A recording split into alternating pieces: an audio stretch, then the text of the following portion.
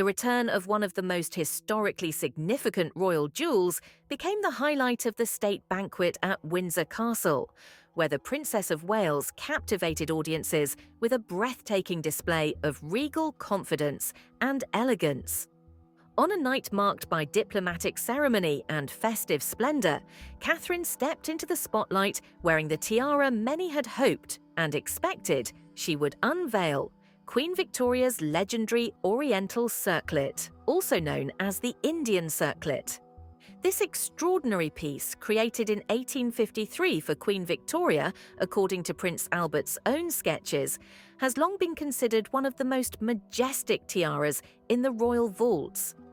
Though it once shimmered with opals, the stones were later replaced with rubies by Queen Alexandra, giving the tiara its distinctive warmth and royal intensity.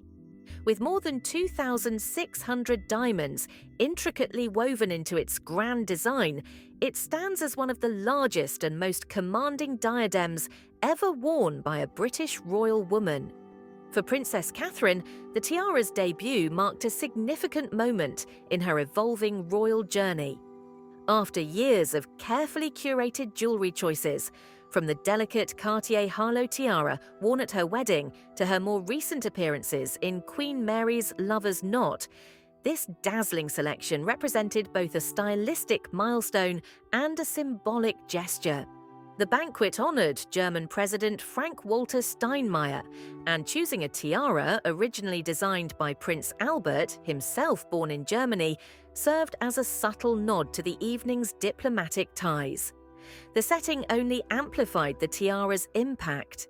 Windsor Castle, glowing under the soft light of 158 candles and adorned with a towering Christmas tree chosen especially for the German delegation, became the perfect stage for such a historic reveal. As King Charles III and Queen Camilla led the formal procession into St. George's Hall, anticipation grew among the guests, a distinguished group that included Claudia Schiffer, composer Hans Zimmer, children's author Axel Scheffler, and leading members of the British royal family. When the Princess of Wales entered, escorted by Sebastian Roloff, her appearance drew immediate admiration. Her ice blue Jenny Packham gown echoed the cool sparkle of the diamonds, while the ruby accents of the tiara added a striking contrast. She completed the ensemble with earrings from the late Queen Elizabeth II's collection and her Royal Victorian Order insignia. Her hair, styled in an elegant updo that showcased her newly brightened honey blonde tone, framed the tiara perfectly without competing for attention. It was, unmistakably, a moment of royal spectacle, the kind that blends history, fashion, diplomacy, and symbolism into a single visual triumph. As the evening progressed, the Oriental Circlet continued to command attention, not merely as an accessory, but as a storytelling artifact. Its reappearance after nearly 2 decades, the last time it was publicly worn was by Queen Elizabeth II during her 2005 visit to Malta, marked a captivating revival. For royal watchers and historians alike, seeing it grace the Princess of Wales signalled both continuity and renewal within the monarchy's evolving visual language. The banquet itself was a masterclass in state ceremony. St. George's Hall, with its soaring ceilings and centuries-old heraldry, was transformed into a winter scene of polished silverware, seasonal flowers, and candlelit warmth. A 45-metre-long table stretched through the hall, set with almost mathematical precision: 152 spoons, 320 knives, hundreds of forks, 760 glasses, and floral arrangements sourced from Windsor Castle and Buckingham Palace Gardens. These displays, destined to be donated afterward to the charitable foundation Floral Angels, added a thoughtful touch to the night's grandeur. King Charles III and Queen Camilla took their places opposite the German President and First Lady as the orchestra began a soft overture. Queen Camilla herself wore the iconic Girls of Great Britain and Northern Ireland tiara, a beloved piece closely associated with the late Queen Elizabeth II. The juxtaposition of Camilla's classic, widely recognized tiara with Catherine's bold, newly revived Oriental Circlet created a visual dialogue: tradition beside transformation, familiarity beside rediscovery. The evening's procession was another moment of pageantry carefully observed by guests and cameras alike. Following the King and Queen were President Steinmeier and his wife Elke Budenbender. Behind them walked Prince William, accompanied by Dr. Dörte Dinger, while Catherine, poised and radiant, followed arm in arm with Sebastian Roloff. Among the distinguished guests, supermodel Claudia Schiffer walked in step with German politician Johann Wadefull, adding a touch of celebrity glamour to the diplomatic evening. The culinary experience showcased the best of the royal estates, beginning with game birds from Windsor. Each dish was crafted to highlight British seasonal ingredients, while the wine, a rare 1995 Chateau Lafleur Petrus, was chosen with intention, matching the year of the German president's wedding. A signature cocktail inspired by the Schwarzwälder Kirschtorte, featuring cherry brandy and delicate notes of chocolate, brought a playful nod to German culture and cuisine. But amid all the decadence, it was Catherine's tiara that remained the unspoken centerpiece of the event. Experts noted how seamlessly the Indian circlet complemented her updated appearance.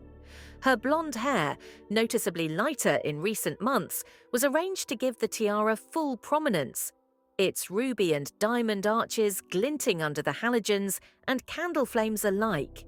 The princess herself later remarked that the lightened tone of her hair was simply the effect of the sun, though fashion analysts speculated that the glowing honey shade was part of her subtly refreshed public image.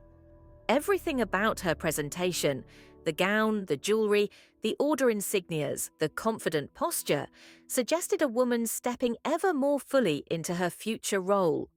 The Oriental Circlet, with all its majesty and history, became not just a jewel of the past, but a symbol of Catherine's growing presence within the monarchy. The revival of the Oriental Circlet at the 2025 State Banquet did more than highlight Catherine's growing influence. It brought renewed attention to one of the most storied jewels in the royal collection. Long before it framed the Princess of Wales's elegant silhouette, the tiara had travelled through generations of queens, each adding her own chapter to its legacy. Commissioned in 1853 and inspired by Indian motifs that fascinated Queen Victoria, the tiara was initially conceived as a symbol of the expanding British Empire.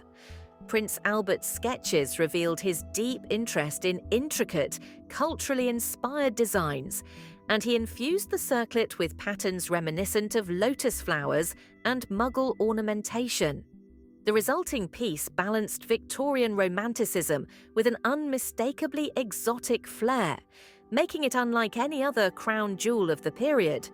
Originally adorned with opals, stones Victoria adored, the tiara's early appearance glowed with an ethereal, milky light. However, after superstition surrounding opals grew within royal circles, Queen Alexandra decided to replace them with rubies. This transformation gave the diadem a more commanding presence, adding warmth and a sense of royal authority that the original version lacked.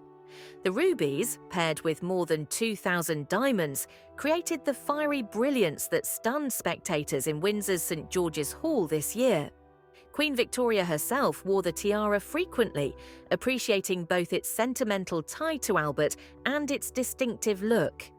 In the 20th century, the circlet passed to Queen Elizabeth, the Queen Mother, who favoured it during the early decades of her public life. Later, it entered the personal vault of Queen Elizabeth II. Surprisingly, the late monarch wore it only once, during her 2005 visit to Malta. Since then, the piece remained largely unseen, quietly resting in the royal vaults while other tiaras took precedence. This long pause in public appearances made Catherine's choice all the more significant. By selecting the Oriental Circlet for an event honouring Germany, she paid homage to Prince Albert, a German-born consort whose artistic sensibilities shaped many of the treasures still worn today. The gesture also underscored Catherine's increasingly thoughtful approach to royal symbolism, an attribute that has helped define her public role in recent years.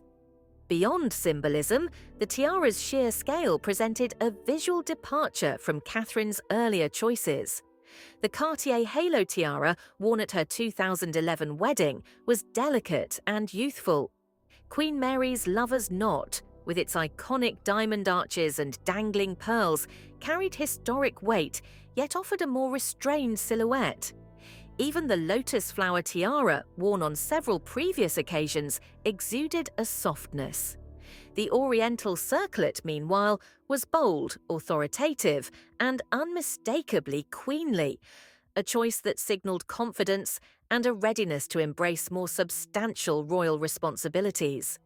Many noted that this tiara appearance marked her third of the year, a record for the Princess of Wales since joining the royal family. After her recovery and remission announcement earlier in the year, Catherine's return to public duties had been steady yet selective. Her re-emergence at high-profile events, including diplomatic receptions in the United States and France, where she had chosen the lover's knot, reassured the public while also demonstrating her renewed strength. The Oriental Circlet became, in many ways, a crown of resurgence. Inside the hall, its diamonds sparkled with almost theatrical intensity, reflecting off polished silver and crystal. Guests seated near the princess commented on the tiara's brilliance, visible even from several seats away. Photographs captured the circlet from every angle, its arches catching the light like a constellation of tiny suns. Commentators were quick to point out that while Catherine is known for her graceful, understated approach to fashion, this moment showed her willingness to embrace grandeur when the occasion called for it. As the banquet continued, toasts exchanged, chamber musicians playing gentle interludes, the Oriental Circlet became a conversation piece among diplomats and society figures alike. Its return was not merely a fashion moment, but a cultural event, tying together the monarchy's past, present, and future in gleaming red and white stones. What made the 2025 state banquet truly extraordinary was not only the revival of the Oriental Circlet, but the intricate blending of tradition and modernity that shaped every detail of the evening.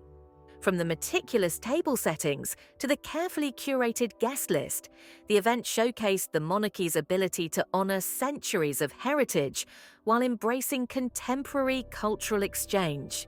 The banquet was held in St. George's Hall, a space renowned for its dramatic architecture and rich historical symbolism.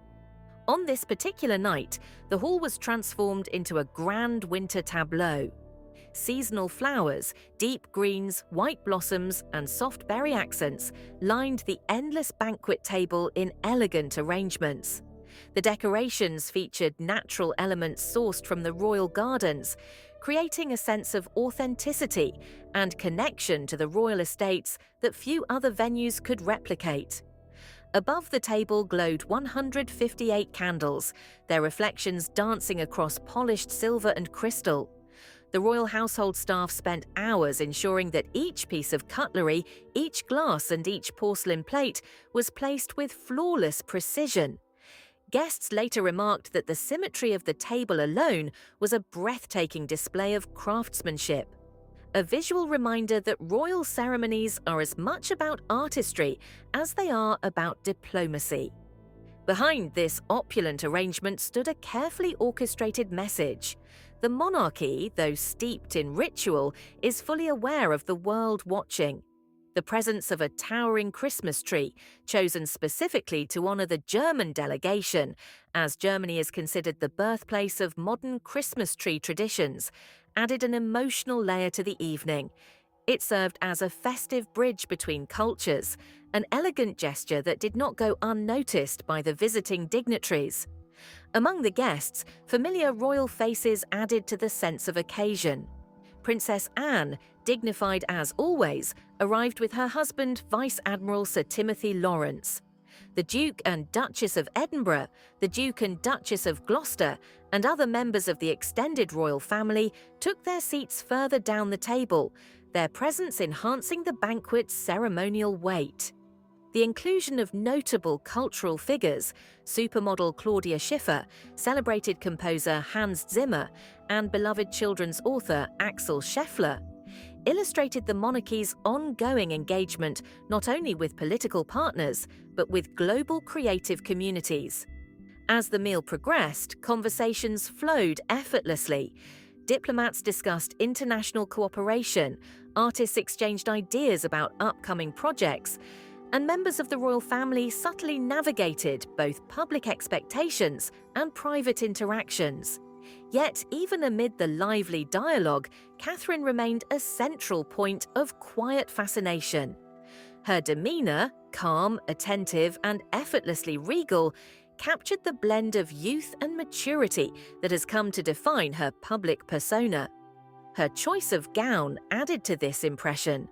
The pale blue Jenny Packham dress was tailored to perfection, its silhouette both classic and modern. The colour echoed the frosty winter palette of the hall, while the gown's shimmering embellishments complemented the icy sparkle of the tiara. Observers noted that Catherine's fashion choices often carry understated messages, and this look seemed to express serenity, strength, and a renewed sense of identity. Throughout the evening, the Oriental Circlet continued to glimmer like a guiding star, its rubies glowing warmly under candlelight. Each turn of Catherine's head revealed another facet of the tiara's intricate craftsmanship. The delicately curved arches, the symmetrical floral motifs, the dazzling interplay between rubies and diamonds. For many guests, witnessing this legendary piece in person was a once-in-a-lifetime experience. And yet, the tiara was not simply a spectacle. It served as a symbol of continuity within the royal family, a reminder that the jewels worn today carry within them the memories, decisions, and personal stories of generations past. In Catherine's poised hands, these symbols took on fresh meaning, suggesting a monarchy prepared to honour tradition while continuing to evolve. For many royal observers, Catherine's decision to wear the Oriental Circlet at this particular moment felt deeply symbolic. Her return to the public eye after a long and challenging period of cancer treatment had been marked by careful steps, dignified appearances, measured engagements, and an emphasis on stability. But the tiara she chose for this state banquet signaled a profound shift, a renewed chapter, one defined not only by resilience, but by a stronger, more assured sense of royal identity. Throughout 2025, Catherine's presence at high-profile events had gradually increased. Her earlier tiara appearances, most notably during the visits to the United States and France, had reminded the world of her long-standing affinity for Queen Mary's lover's knot, a piece now synonymous with her image. Yet choosing the Oriental Circlet went far beyond personal preference. It was a deliberate turning point, a moment that communicated her readiness to step into a more senior, more symbolic role within the monarchy. Experts in royal protocol noted that the decision to wear such a historically significant piece typically reflects the wearer's status within the royal hierarchy. The Oriental Circlet, with its grand scale and deep connection to monarchs of the past, has long been regarded as a piece reserved for queens or future queens. When Catherine entered St. George's Hall under its glittering arches, the message was unmistakable. She was stepping confidently into her future role. Her overall styling reinforced this interpretation. The placement of the tiara, perfectly balanced, set just above her forehead, created a commanding silhouette that echoed the regal portraits of Queen Victoria and Queen Alexandra. Her order insignia, including the Royal Victorian Order sash and star, added another layer of formality. The soft blue gown, while delicate in colour, carried an architectural clarity in its lines that paired beautifully with the tiara's intricate structure. Observers noted that Catherine's posture, gestures, and presence throughout the banquet were marked by a new steadiness. She seemed both grounded and luminous, engaging with guests thoughtfully while maintaining the composed elegance expected at a state event of this magnitude. Even casual moments, a smile shared with William, a warm greeting offered to President Steinmeier, hinted at her increasing comfort with the spotlight, despite the personal challenges she had recently faced. The guest seated near her later described her as radiant and deeply attentive. She asked thoughtful questions about cultural collaboration, environmental initiatives, and ongoing UK-Germany partnerships. When speaking with Claudia Schiffer, Catherine expressed admiration for the model's philanthropic efforts, while Hans Zimmer reportedly discussed music education programs and his emotional ties to Germany and Britain. Catherine listened with quiet focus, occasionally adding a witty comment or shared laughter that softened the formal atmosphere of the evening. Across the table, Queen Camilla carried her own aura of confidence, wearing the Girls of Great Britain and Northern Ireland tiara, one of the most iconic in the royal collection. Her choice complemented Catherine's bold selection, and together the two women presented a visual tableau of the monarchy's intergenerational strength. While Camilla provided the steady continuity of the present Queen Consort, Catherine embodied the promise of the monarchy's future. Meanwhile, subtle elements of the evening continued to honor German culture. The traditional cocktail inspired by Schwarzwälder Kirschtorte added a playful touch to the refined menu, its flavors of cherry and chocolate offering a warm nod to the guests of honor. The inclusion of game birds sourced from the royal estates reinforced the theme of sustainable, locally sourced cuisine, a topic Catherine has championed in various initiatives over recent years. Yet, even with all these thoughtfully crafted details, there was no question that the Oriental Circlet was the centerpiece of the night. Social media platforms buzzed almost instantly, with images of Catherine becoming some of the most shared photographs of the event. Royal commentators analysed the tiara's history, fashion critics praised Catherine's styling choices, and gem enthusiasts marvelled at the tiara's dazzling structure and long-awaited return. For many, the tiara's reappearance became a symbol of renewal, not just for the monarchy, but for Catherine herself. Its bold arches and glowing rubies seemed to echo her resilience, strength, and readiness to embrace the responsibilities ahead. As the banquet unfolded and the music swelled softly beneath the hum of conversation, the meaning behind her choice became increasingly clear. This was a moment of reawakening, a moment that linked the weight of history with the promise of the future. A moment where Catherine, the Princess of Wales, stepped forward not simply as a royal figure, but as a symbol of continuity, hope, and new beginnings. As the evening progressed, it became increasingly clear that this state banquet was more than a diplomatic gesture. It was a carefully choreographed cultural event designed to underline the enduring relationship between the United Kingdom and Germany.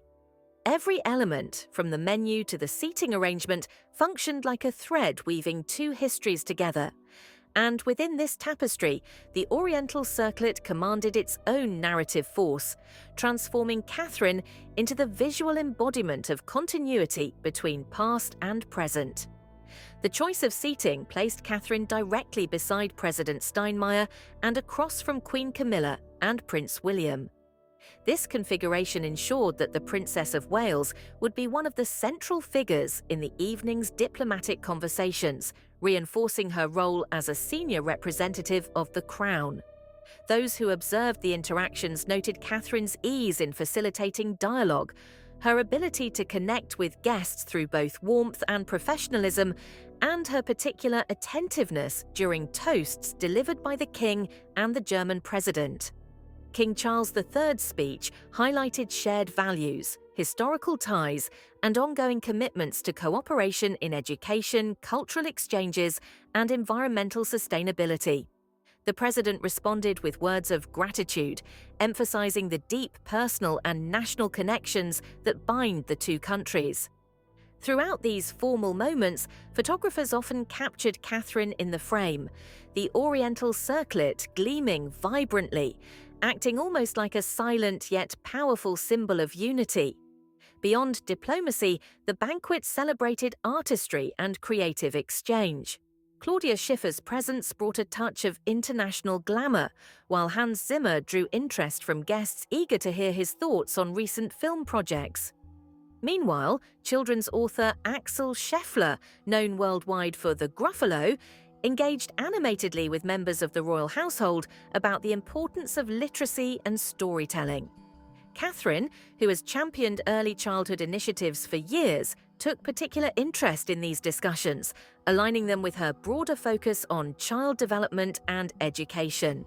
But the cultural richness of the evening extended even further. The specially crafted menu served as a culinary dialogue between Britain and Germany. The game birds from Windsor symbolized tradition and sustainability. The vintage 1995 wine connected personally to the German president's wedding year. And the Schwarzwälder-inspired cocktail, with its cherry brandy notes and subtle chocolate undertone, offered a whimsical tribute to Germany's most famous dessert. These touches brought a sense of intimacy and personalization to a grand diplomatic setting. Yet, as was often remarked, the most memorable cultural bridge of the night was visual rather than culinary. With its Indian-inspired motifs, British royal provenance, German design origins, and decades of intergenerational history, the Oriental Circlet itself carried a multinational story. In Catherine's hands, that story found renewed dimension. Her wearing of the tiara signalled not only respect for the legacy of Queen Victoria and Prince Albert, but also a willingness to revive culturally rich artifacts that had lain dormant for years. Observers also commented on the way Catherine's refreshed appearance, her subtly lightened hair, radiant complexion, and serene expression, made the tiara appear less like a relic of the past and more like a piece with contemporary relevance. It seemed to fit her naturally, as though it had been waiting for the right moment and the right person to return to public life. As the orchestra transitioned from classical pieces to softer, more atmospheric selections, the tone of the banquet eased from formal ceremony into warm conversation. Guests exchanged stories, laughter drifted across the hall, and the glow of candlelight softened the vastness of the historic space. Even in this relaxed atmosphere, the Oriental Circlet remained a focal point, an artistic marvel polished to brilliance, a testament to craftsmanship, history, and royal evolution. In the end, the banquet's success lay not only in its diplomatic achievements, but in its emotional resonance. Guests left the hall with a sense of witnessing something rare, the revival of a royal jewel that had been silent for 20 years, now shining on a princess who herself had returned to the public stage with renewed vitality. And just as the tiara bridged generations of queens before her, Catherine's appearance suggested a bridge toward the monarchy's future. In many ways, the Oriental Circlet functioned not only as a symbol of heritage, but as a declaration of identity for the Princess of Wales. Royal jewellery often carries messages that transcend mere ornamentation, conveying subtle cues about status, lineage, and intention. For Catherine, the choice of this historically and politically significant tiara emphasized her awareness of these nuances, showcasing her ability to navigate the interplay between tradition and personal expression. The tiara's Indian-inspired motifs added layers of meaning beyond European royal symbolism. The lotus-like designs, delicate arches, and intricate filigree detail hinted at a fascination with the broader cultural connections of the British Empire, reflecting the historical context of Queen Victoria's reign, while simultaneously showcasing Catherine's appreciation for intricate artistry. This combination of global references and personal styling underscored her role as a modern royal, one mindful of history but unafraid to reinterpret it for contemporary audiences. Observers noted the deliberate contrast between Catherine's Oriental Circlet and Queen Camilla's Girls of Great Britain and Northern Ireland Tiara. While Camilla's piece projected familiarity and continuity, Catherine's selection exuded both grandeur and novelty. This duality highlighted the complementary yet distinct approaches each royal woman brings to public appearances. Camilla as the seasoned custodian of royal tradition, and Catherine as the emerging figure shaping the monarchy's visual and cultural narrative for the next generation. Her styling choices further reinforced the tiara's narrative impact. The pale blue Jenny Packham gown created a soft yet sophisticated backdrop, enhancing the tiara's ruby and diamond brilliance. The carefully positioned earrings from the late Queen Elizabeth II's collection, along with the Royal Victorian Order insignia, provided subtle nods to continuity and loyalty. Even the choice of a sleek black clutch, understated yet elegant, indicated an awareness of proportion, balance, and visual storytelling.